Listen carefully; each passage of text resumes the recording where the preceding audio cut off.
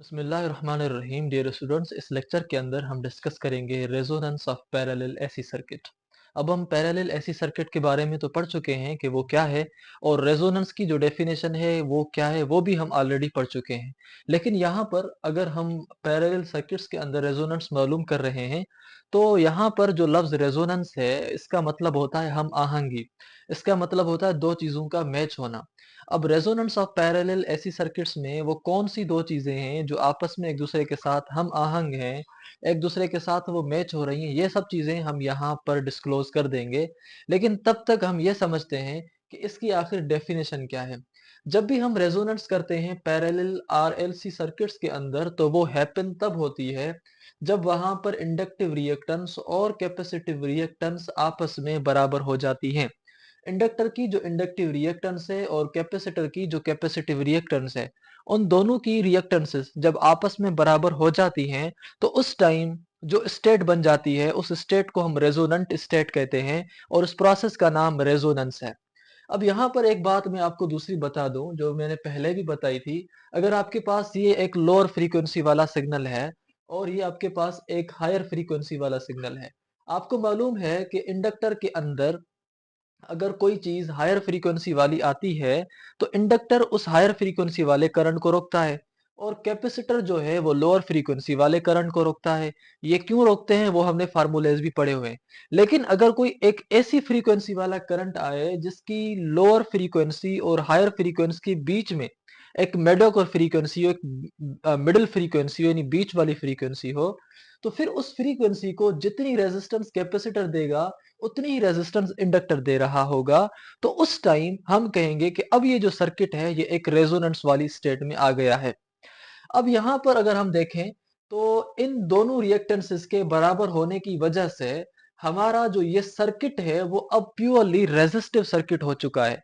क्योंकि यहाँ पर अगर आप देखें तो ये कैपेसिटिव रिएक्टेंस और ये इंडक्टिव रिएक्टेंस जब आपस में एक दूसरे के हो गई बराबर, तो इसका मतलब कि इन दोनों का इफेक्ट अब सर्किट के ऊपर नहीं पड़ रहा, ये बराबर है।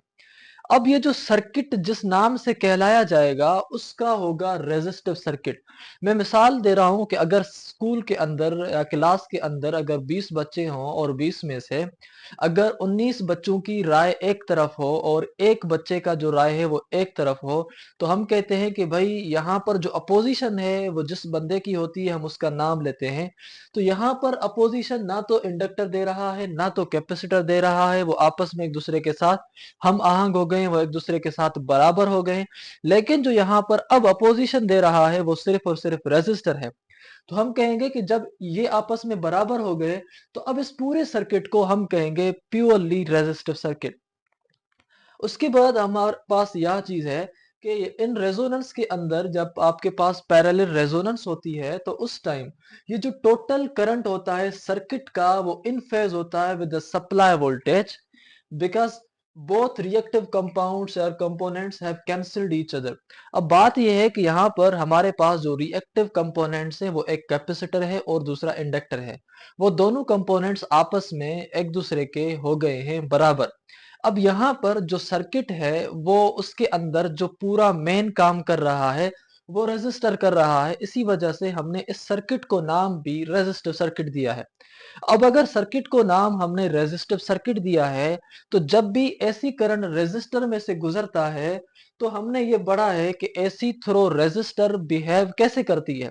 जब भी एसी पास होती है रेजिस्टर में से, तो उस टाइम वोल्टेज और करंट आपस में इन फेज होते हैं।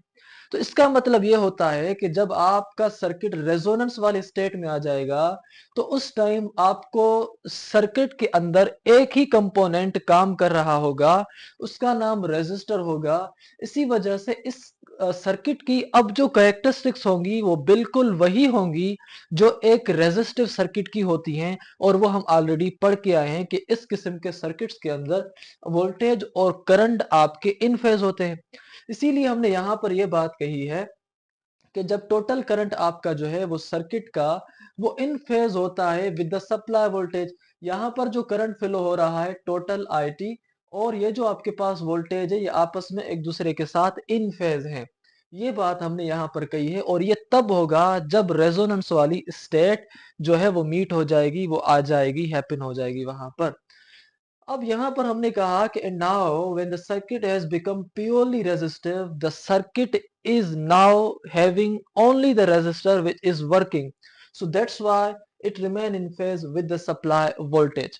अब यहाँ पर हमारे पास दूसरी चीज ये है कि इस सारे काम के होते टाइम, इस होते समय हमारे पास एक नया कॉन्सेप्ट है जिसको हम सर्क्यूलेटिंग करंट कह रहे हैं। अब ये जो सर्क्यूलेटिंग करंट है ये यहाँ पर समझना इसलिए जरूरी है क्योंकि पैरेलल कॉम्बिनेशन के अंदर जब इस किस्म के कंपोनेंट होते हैं तो वहां पर सर्कुलेटिंग करंट वजूद में आता है, और हमें सर्कुलेटिंग करंट के कॉन्सेप्ट को डीपली समझना है। इसीलिए हमने थोड़ा इसको ज्यादा से इलाबोरेट किया है जो कि बुक से कुछ ज्यादा है, ताकि बुक के अंदर जो चीज बताई गई है उसको हम सही नमूने से समझ सके।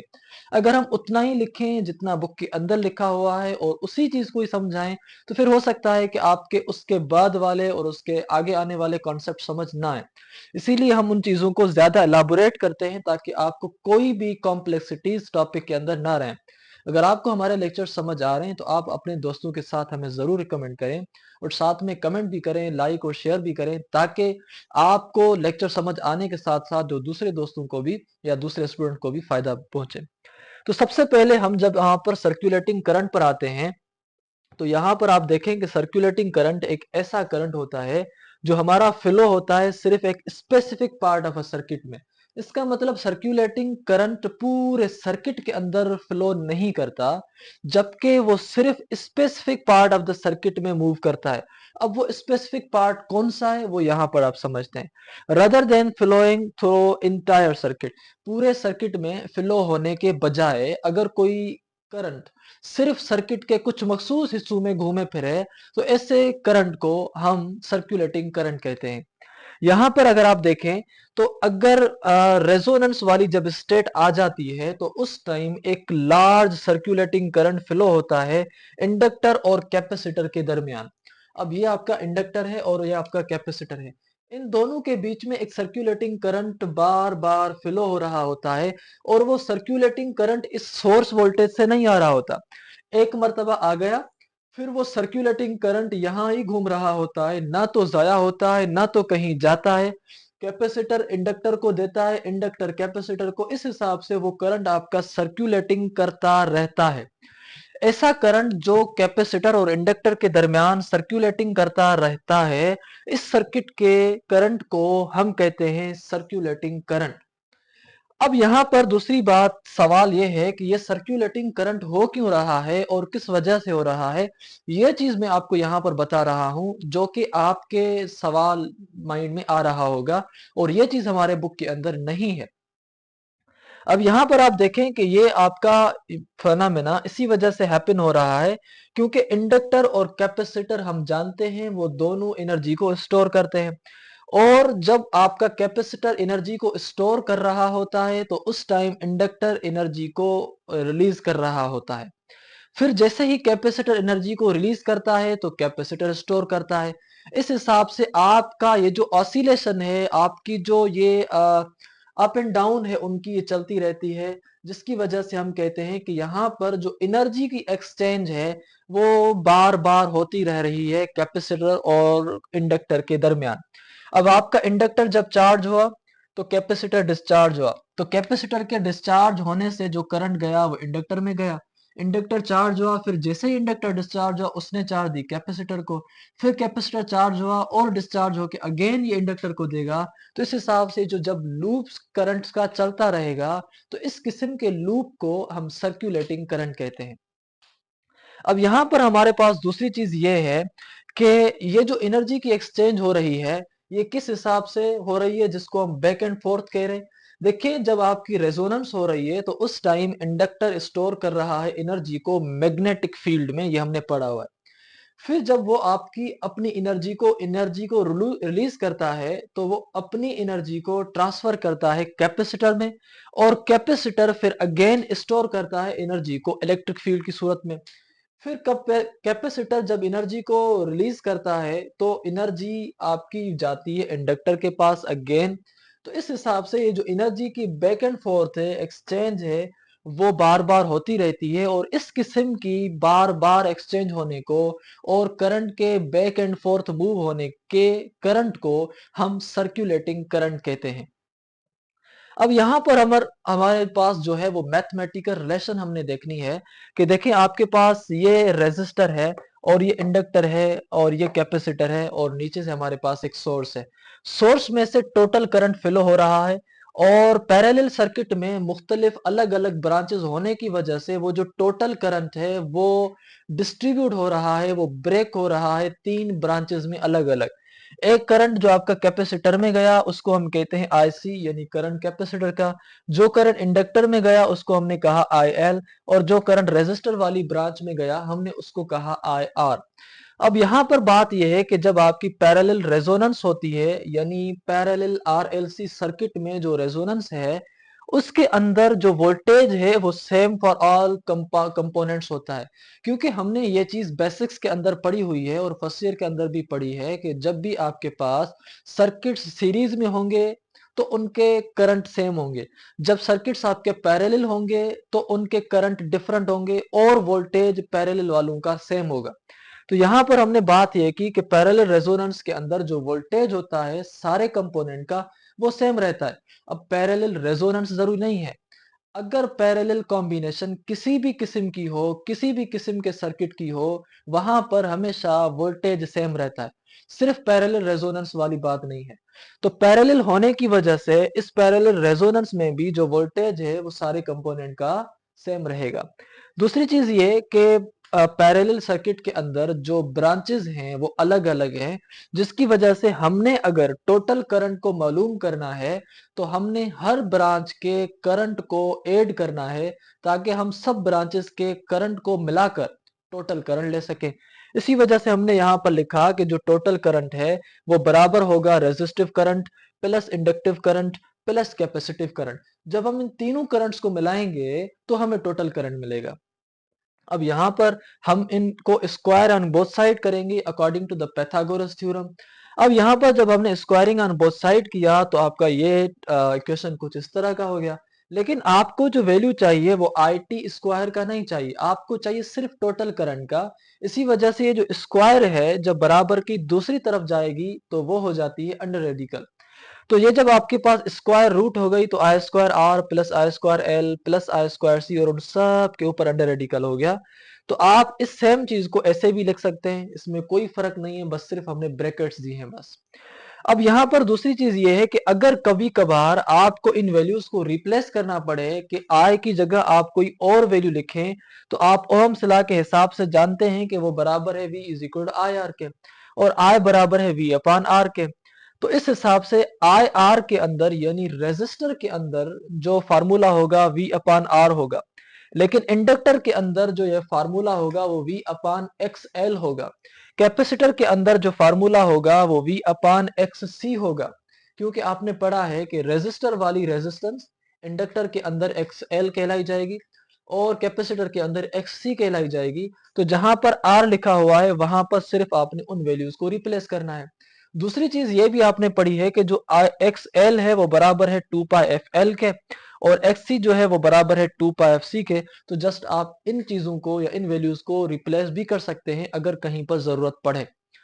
अब यहाँ पर आपने देखा कि रेजोनेंस के ऊपर जो करंट इंडक्टर का है और जो करंट कैपेसिटर का है वो आपस में मैग्नीट्यूड के हिसाब से बराबर हैं, मगर डायरेक्शन के हिसाब से वो ऑपोजिट है। मैग्नीट्यूड के हिसाब से बराबर ऐसे हैं कि भाई जितना करंट आपका इस इंडक्टर में से गुजरेगा उतना ही करंट आपका कैपेसिटर में से गुजरेगा। क्यों उतना ही करंट सेम सेम गुजर रहा है? वो इसलिए क्योंकि इन दोनों की जो रिएक्टेंसेस हैं वो सेम है, वो हमने यहाँ पर पढ़ी हुई है। जब दोनों सर्किट के कंपोनेंट एक जितनी रेजिस्टेंस दे रहे हैं, एक जितनी रुकावट दे रहे हैं, तो करंट भी उन दोनों में से एक जितना फ्लो होगा। इसी वजह से हमने कहा कि करंट का जो मैग्नीट्यूड है इन दोनों कंपोनेंट्स में वो एक जितना और एक जैसा है, मगर करंट जो कैपेसिटर का होगा वो एक डायरेक्शन में होगा और इंडक्टर का जो करंट है वो दूसरे डायरेक्शन में होगा। इनके करंट के डायरेक्शन अपोजिट होने की वजह से इनको हम साइन जो देंगे वो ऑपोजिट साइन देंगे। यानी अगर इंडक्टर जो का करंट है वो पॉजिटिव होगा, तो कैपेसिटर के करंट को हम नेगेटिव साइन देंगे। अगर कैपेसिटर के करंट को हम पॉजिटिव देंगे तो इंडक्टर के करंट को हम नेगेटिव साइन देंगे। नतीजे में ये होगा कि वो एक दूसरे को कर देंगे कैंसिल और हमारा जो रिजल्ट आएगा वो आएगा जीरो। तभी हमने यहाँ पर बात की कि उनके ऑपोजिट डायरेक्शन होने की वजह से और मैग्नीट्यूड बराबर होने की वजह से उनका जो नेट रिएक्टिव करंट है, यानी नेट जब आप उनकी करेंगे, जब आप उनको टोटल निकालेंगे तो उनका जो टोटल आएगा वो जीरो के बराबर आएगा। इसी वजह से हमने इन दोनों वैल्यूज की जगह पर अब लिखा है जीरो। तो जीरो स्क्वायर का जवाब जीरो ही आता है, तो इसको अब लिखने की जरूरत नहीं है। इसी वजह से हमने लिखा I T is equal under radical I square R. यहाँ पर हमने लिखा आई स्क्वायर आर। स्क्वायर जो है जब अंडर रेडिकल को कैंसिल कर देगा तो आपके पास बचेगा I T is equal to I R. ये बता रहा है कि जब आपका सर्किट रेजोनेंस पर होता है तो उस टाइम जो टोटल करंट होता है आपका, वो टोटल करंट रेजिस्टिव करंट के बराबर होता है। अब इस कंडीशंस में हमारा ग्राफ क्या बनता है रेजोनेंस वाली स्टेट में, वो हम यहां पर अब समझने जा रहे हैं। डियर स्टूडेंट्स, आपके पास दो तरीके हैं। एक तो आप डायरेक्ट इस ग्राफ को जाकर डायरेक्टली समझें। दूसरा तरीका यह है कि इसके पीछे जो बैकग्राउंड है और इस ग्राफ को जो पीछे बनाने वाले अनासिर हैं उनको भी आप डीपली समझें। अगर आप ऐसे स्टूडेंट हैं जो ये जानना चाहते हैं लॉजिक के साथ कि ये ग्राफ बन कैसे रहे, फिर तो ये वीडियोस आपके लिए काफी अहम साबित होंगे। तो सबसे पहले हमारे पास जो हमने अभी इक्वेशन ड्राइव की, वहां से हमें जो इक्वेशन मिली थी वो ये कि I T is equal to I R, यानी कि जो टोटल करंट इस रेजोनेंस वाली स्टेट में सर्किट से फ्लो हो रहा होगा वो टोटल करंट उतना ही होगा जितना एक रेजिस्टर में से करंट गुजर रहा है। यानी कि उस टाइम जो करंट कैपेसिटर और इंडक्टर से गुजर रहा है वो किसी खाते में नहीं है, वो क्योंकि सर्कुलेटिंग करंट हो जा रहा है। अब यहाँ पर हमारे पास ये है कि जब आपके पास रेजोनेंस फ्रीक्वेंसी होती है तो उस टाइम इंडक्टिव और कैपेसिटिव रिएक्टेंसेस आपस में बराबर हो जाती हैं और उनके जो मैग्नीट्यूड है वो बराबर, मगर उनके डायरेक्शंस होते हैं अपोजिट। ये तो हमने चीज पढ़ी। उसके बाद ये है कि इसी कंडीशन की वजह से ये कंडीशन हमें लीड करके जाती है एक कंडीशन की तरफ जिसमें जो ब्रांच करंट होता है through the inductor and capacitor are very high. यहाँ पर अगर आपके पास इंडक्टर और कैपेसिटर हैं, इनके अंदर जो ब्रांच करंट है, इनके अंदर जो सर्कुलेटिंग करंट है वो तो वेरी हाई है, वो बहुत ज्यादा है। मगर नतीजे में ये होगा आपके पास कि उनके हाई होने के बाद भी वो एक दूसरे को कैंसिल आउट कर देंगे, क्योंकि कैपेसिटिव रिएक्टेंस और इंडक्टिव रिएक्टेंस या कैपेसिटर के अंदर जो करंट गुजर रहा है और इंडक्टर के अंदर जो करंट गुजर रहा है वो एक दूसरे के साथ 180 डिग्री बनाते हैं। हमने लेक्चर नंबर 17 के अंदर इन चीजों को पढ़ा है या इससे पहले भी। तो अगर वो 180 डिग्री बनाते हैं कैपेसिटिव रिएक्टेंस और इंडक्टिव रिएक्टेंस, तो जाहिर सी बात है वो एक दूसरे को कैंसिल कर देंगे। तो इन्होंने कैंसिल भी किया, थ्योरेटिकली भी, मैथमेटिकली भी और ग्राफिकली भी हमने समझा हुआ है। उसके बाद यहाँ पर अगर आपके पास ये जो ब्रांच करंट इनके अंदर फ्लो हो रहा था वो हाई था और वो हाई करंट होते हुए भी वो करंट अब कैंसिल आउट हो चुका है, तो अब हम कहेंगे कि नतीजे में ये होगा कि ये जो टोटल करंट ड्रा हो रहा है सोर्स से, अब ये जो आपका सोर्स से करंट ड्रा हो रहा है जिसको हम टोटल करंट कह रहे हैं, इस टोटल करंट को हम कहते हैं सोर्स करंट या लाइन करंट। अब ये जो लाइन करंट और सोर्स करंट है ये अब मिनिमम यहां से ड्रा होगा। मिनिमम ड्रा होके आपका कहाँ जाएगा, रेजिस्टर में से। यानी जितना करंट आपका रेजिस्टर में होगा उतना ही करंट आपका यहाँ से टोटल करंट ड्रा होगा, या जो है आपका लाइन करंट ड्रा होगा। अब लाइन करंट आपका ड्रा मिनिमल क्यों हो रहा है रेजोनेंस वाली स्टेट पर, वो इसलिए क्योंकि ये जो कैपेसिटर और इंडक्टर हैं ये आपस में एक दूसरे को करंट दे रहे हैं, फिर ले रहे हैं, फिर दे रहे हैं, फिर ले रहे हैं। तो इनको किसी और अब सर्किट के करंट की जरूरत नहीं है, जिसकी वजह से ये जो करंट इनके अंदर सर्कुलेटिंग करंट फ्लो हो रहा है वो करंट इसको रुकावट दे रहा है। यानी जो आपके पास लाइन करंट है, लाइन करंट को अपने अंदर वो दोनों नहीं आने दे रहे, यानी वो उसको इम्पीडेंस दे रहे हैं, जिसकी वजह से जो टोटल के टोटल करंट है या आपका रेजिस्टर में से जा रहा है, तो हम कह रहे हैं कि आपका इन कैपेसिटर्स के बराबर होने की वजह से जो आपका अब लाइन करंट सोर्स में से ड्रा होगा वो मिनिमल करंट ड्रा होगा, और ये कंडीशन सिर्फ और सिर्फ तब होती है जब वहां पर हमारे पास रेजोनेंस स्टेट हो। अब दूसरी चीज हमारे पास ये है कि फ्रीक्वेंसी रिस्पांस को हम अब पढ़ेंगे कि भाई ये जो आपके पास सर्किट्स हैं, ये जो आपके पास कंपोनेंट्स हैं, ये किस तरह एसी की फ्रीक्वेंसी देने के टाइम वो रिस्पॉन्स करते हैं। जब उनको हायर फ्रीक्वेंसी दी जाए तो वो बिहेव कैसे करते हैं, जब उनको लोअर फ्रीक्वेंसी दी जाए तो वो बिहेव कैसे करते हैं। अब इनका अगर एक ऐसा ग्राफ बनाएं जो ग्राफ हमें इनका फ्रीक्वेंसी रिस्पॉन्स दिखाने में हमारी हेल्प करे, तो उस ग्राफ का अब नाम क्या होगा वो भी हम समझेंगे यहाँ पर। देखिए, करंट आपका पैरेलल रेजोनेंट सर्किट के अंदर चेंज होगा with the frequency of the applied voltage. अगर अप्लाइड वोल्टेज की फ्रीक्वेंसी चेंज होगी तो अप्लाइड वोल्टेज की फ्रीक्वेंसी के चेंज होने की वजह से इन ब्रांचेस में जो करंट फ्लो हो रहा होगा वो करंट भी चेंज होगा। ये चीज हम बता रहे हैं कि भाई अगर यहाँ पर फ्रीक्वेंसी इस सोर्स वोल्टेज की या अप्लाइड वोल्टेज की चेंज हुई, तो इस फ्रीक्वेंसी के चेंज होने की वजह से इन ब्रांचेस में जो करंट फ्लो होगा वो भी चेंज होगा। क्योंकि आप जानते हैं अगर फ्रीक्वेंसी हायर होगी तो उसको इंडक्टर आने नहीं देता, अगर फ्रीक्वेंसी लोअर होगी तो उसको कैपेसिटर अपने अंदर आने नहीं देता। इसका मतलब ये हुआ कि फ्रीक्वेंसी के चेंज होने की वजह से आपके करंट के ऊपर असर पड़ रहा है। तभी हम कह रहे हैं कि एक ऐसा ग्राफ जो आपको करंट और फ्रीक्वेंसी के दरमियान रिलेशन दिखाए, उस ग्राफ को हम कहते हैं करंट फ्रीक्वेंसी ग्राफ। और यहाँ पर ये करंट फ्रीक्वेंसी ग्राफ को हमारे लिए बनाना जरूरी है, क्योंकि हमने यहाँ पर फ्रीक्वेंसी रेस्पॉन्स को देखना है कि भाई जब हम फ्रीक्वेंसी दे रहे हैं या फ्रीक्वेंसी बढ़ा रहे हैं या फ्रीक्वेंसी कम कर रहे हैं तो उसका इफेक्ट करंट के ऊपर क्या पड़ रहा है। अब यही चीज हमने यहां पर लिखी, that's why we have to draw a current frequency graph. अब ये ग्राफ क्या करेगा, this graph will show how the circuit's current changes as the frequency of applied voltage changes. ये ग्राफ हमें बताएगा कि जैसे जैसे हम करंट की फ्रीक्वेंसी को चेंज कर रहे हैं तो वैसे वैसे करंट के ऊपर क्या फर्क पड़ रहा है। या हम ऐसे कहें कि जैसे जैसे सोर्स की हम फ्रीक्वेंसी को चेंज कर रहे हैं तो उसके चेंज करने की वजह से या अप्लाइड वोल्टेज की फ्रीक्वेंसी को चेंज करने की वजह से इसके अंदर जो फ्लो होने वाला करंट है उसके ऊपर क्या फर्क पड़ेगा। अब हम उस ग्राफ को यहाँ पर समझेंगे, ये वही ग्राफ है जिसकी हम यहाँ अभी बात कर रहे हैं। लेकिन इस ग्राफ पर आने से पहले और इसको समझने से पहले कुछ चीजें आपको ऑलरेडी आनी चाहिए और वो हम ऑलरेडी बता चुके हैं। अगर आपने उन लेक्चर्स को सही नमूने से समझा है, पढ़ा है, नोट किया है बेहतरीन तरीके से, तो फिर आप जो है यहाँ पर इन चीजों को भी आसानी से समझ लेंगे।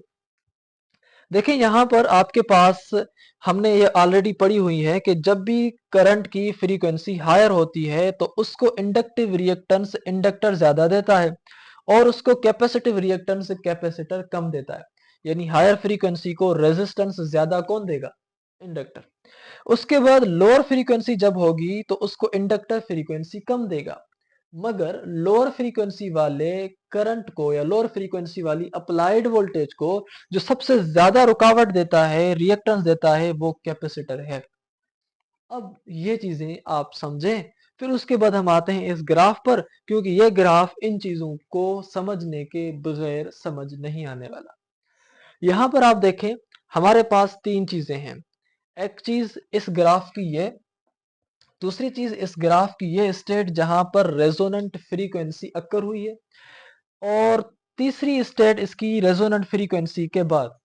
एक रेजोनेंट फ्रीक्वेंसी से पहले, एक रेजोनेंट फ्रीक्वेंसी के टाइम, एक रेजोनेंस फ्रीक्वेंसी के बाद। इसलिए हमने इस ग्राफ को इन तीन हिस्सों में डिवाइड किया है ताकि आपको ग्राफ हमेशा के लिए समझ आ जाए।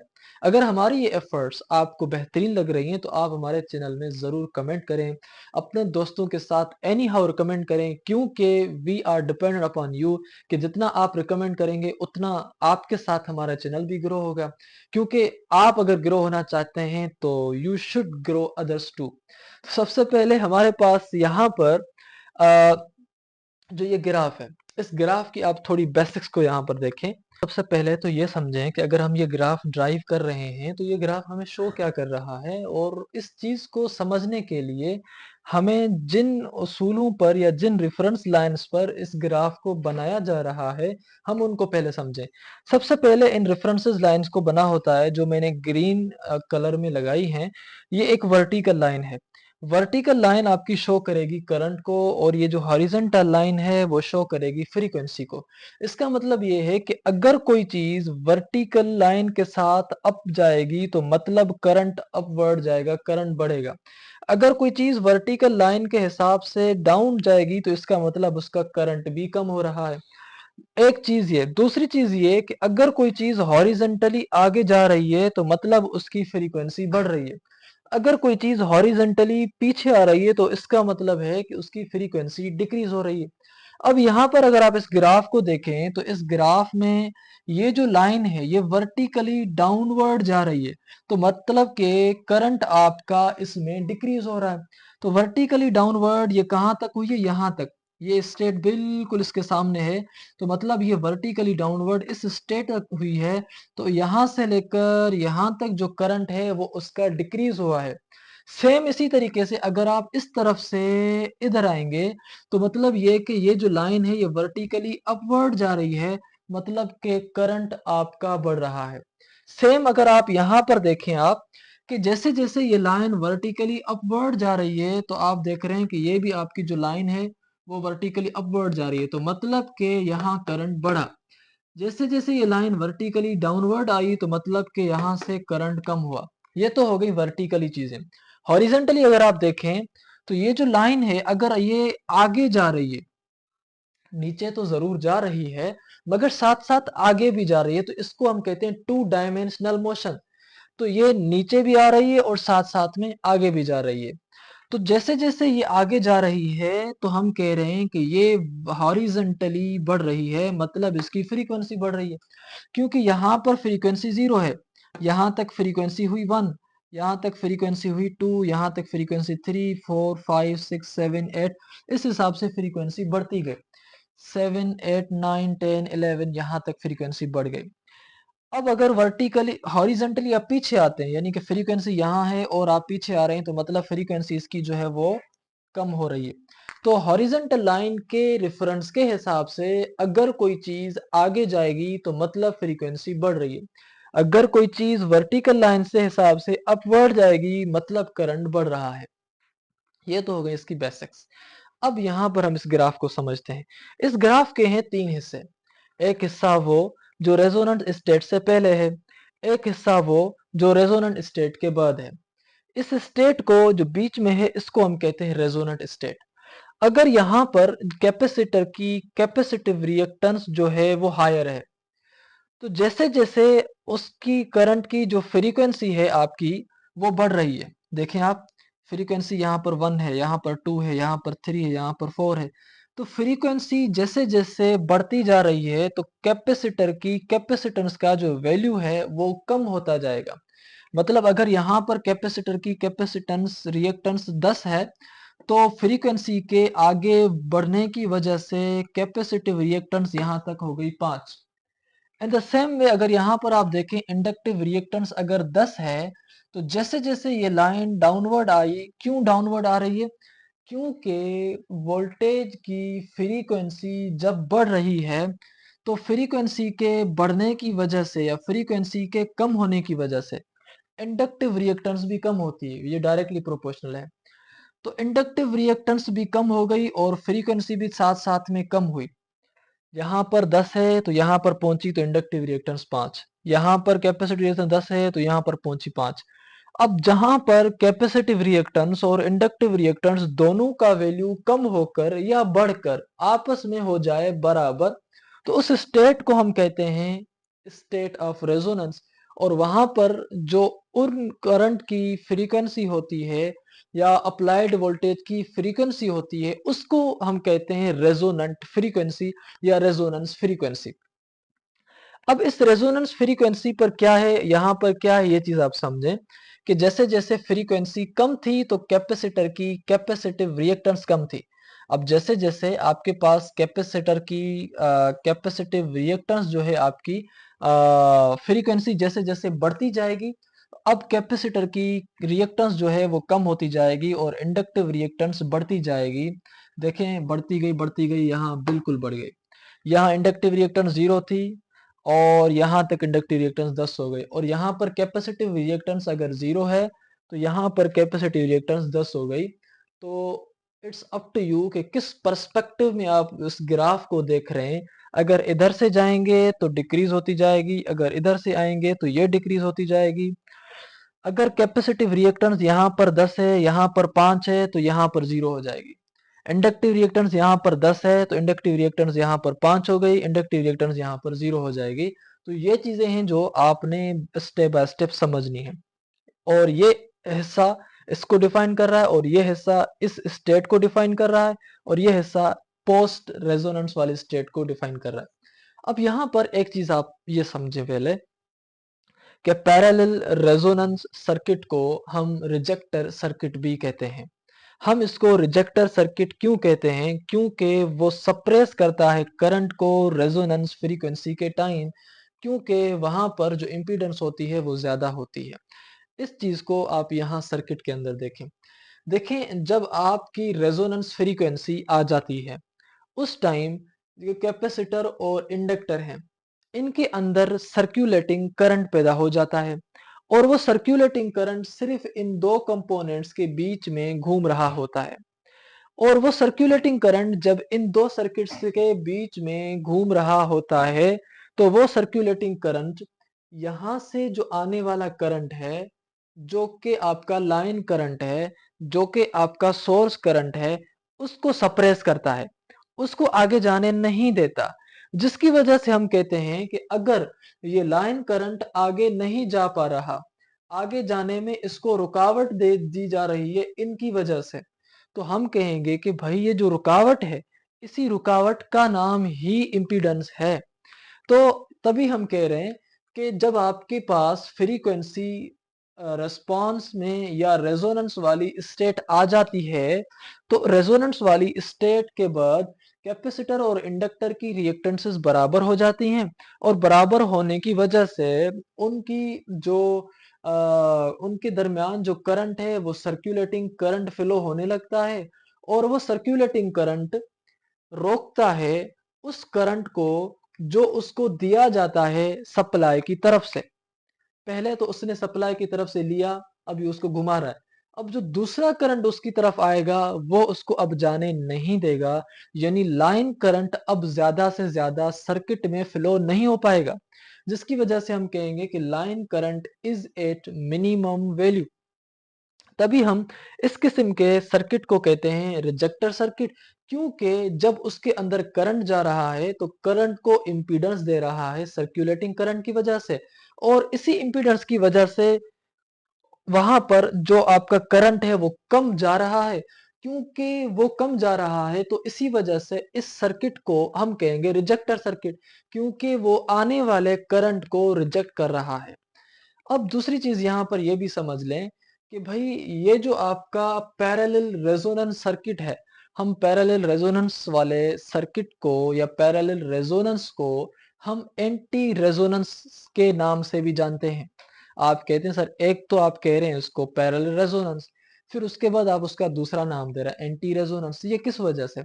ये इस वजह से है क्योंकि आपने पढ़ा था कि सीरीज रेजोनेंस सर्किट के अंदर, हमारे लेक्चर के अंदर आप इस चीज को समझें, वहां पर बताया था कि सीरीज रेजोनेंस में जो करंट होता है वो उस टाइम मिनिमम से मिनिमम फ्लो होता है, और सॉरी मैक्सिमम से मैक्सिमम फ्लो होता है। अब अगर करंट आपका सीरीज सर्किट में जो करंट है आपका मैक्सिमम होता है, तो मैक्सिमम होने की वजह से हम कहते हैं कि भाई आपका जो सीरीज रेजोनेंस सर्किट है वो बहुत अच्छा है। मगर जब आपकी बात आती है पैरेलल रेजोनेंस में, तो करंट फिर मैक्सिमम फ्लो नहीं होता, फिर करंट आपका उसमें से मिनिमम फ्लो होता है। जिसकी वजह से हम कहते हैं कि जो पैरेलल रेजोनेंस वाला है सर्किट, ये एक तो रिजेक्टर सर्किट है और दूसरा ये एंटी रेजोनेंस है, क्योंकि ये करंट को ज्यादा सर्किट में फ्लो होने नहीं दे रहा। अब यहाँ पर एक चीज आप ये भी समझ लें, लाइन करंट इस सर्किट्स के अंदर बिल्कुल लेस है। वो इस वजह से क्योंकि इंडक्टिव रिएक्टेंस और कैपेसिटिव रिएक्टेंस एक दूसरे को कर रही हैं कैंसिल, जिसकी वजह से वहां पर करंट आपका जो छोटा बहुत भी जाएगा या थोड़ा बहुत भी करंट जाएगा, उस करंट को अब नाम हो जाएगा करंट रेजोनेंस। तो आप पैरेलल रेजोनेंस में जो करंट मिनिमल जा रहा है, इस करंट के कम जाने वाली स्टेट को या इस फेनामेना को हम करंट रेजोनेंस भी कहते हैं, हम इसको एंटी रेजोनेंस भी कहते हैं, और इस पूरे सर्किट को हम रिजेक्टर सर्किट भी कहते हैं। आई होप कि आपको ये जो चीजें हैं बिल्कुल सही नमूने से समझ आई हैं। तो आप हमारे चैनल को जरूर सब्सक्राइब करें, अपने दोस्तों के साथ जरूर कमेंट करें ताकि हमें पता चले कि आपको चीजें कैसी समझ आई हैं, फिर उस हिसाब से हमें अगले लेक्चर्स भी बनाएं। अगर आप चाहते हैं कि हम एमडी कैट के हर चैप्टर के मुख्तलिफ एमसीक्यूज एमडी कैट की प्रिपरेशन करवाएं, तो वो भी हमारे आप कमेंट्स में दें, ताकि ज़्यादा से ज़्यादा कमेंट्स आएंगी तो हमें आपकी इन बातों की इंपॉर्टेंस जो है वो महसूस होगी, फिर हम इस किस्म के लेक्चर ज़रूर बनाएंगे। तो मिलेंगे नए वीडियो में, तब तक दीजिएगा इजाज़त। अल्लाह हाफिज़।